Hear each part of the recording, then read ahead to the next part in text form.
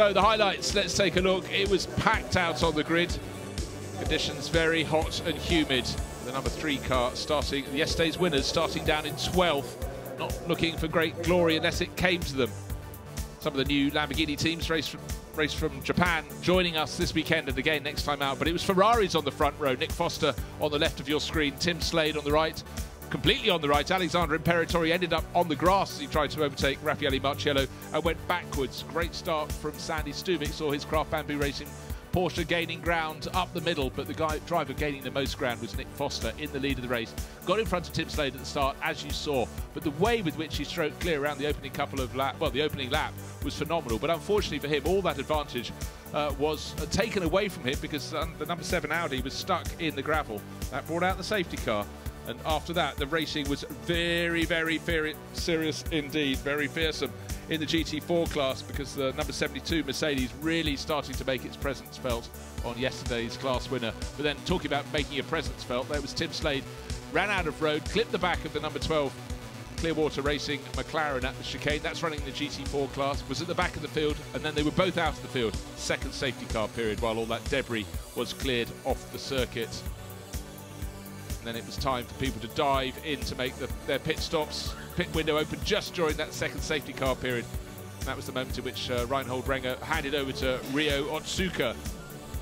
Super busy, hard to line the cars up straight. But then after the pit stops, it was the turn of Liu Yihong Li in the 27 Ferrari, having taken it over from Nick Foster. Another driver really started to make a charge. It was a 72 car with Gilles Vanderlei and Ringo Chong really enjoying their action in the class as they worked their way to the front of GT4.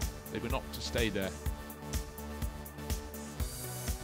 And a sneaky little spin from the 888 Mercedes. That is why Alexander Matschel suddenly lost 3 positions. He was third, fell down to 6th. Luckily didn't clatter those behind.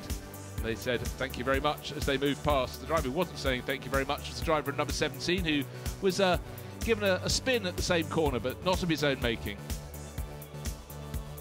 Got underway again. That is still under investigation at the end of the race. And another matter under investigation is the contact between number 3, as Martin Rumpf tried to make his way up the order. He hit the back, or well, he had contact with Ju Won-seo's Indigo Racing Mercedes, but where he was trying to grab some more points as he worked his way up the field, he ended up with none. And then we had the restart. After that, suddenly we had the car that was supposed to take the restart in the lead of the race diving into the pits. That put Dennis Lind, who was hoping to hunt him down.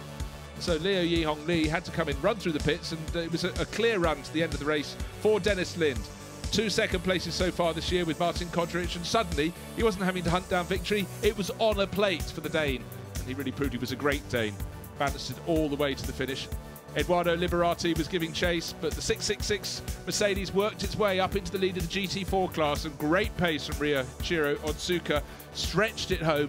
Well clear in the end from the best of the race, but then the checkered flag taken by the 19 Lamborghini Huracan. So the FFF Racing team enjoying life to the full up on the pit wall. It's been their weekend.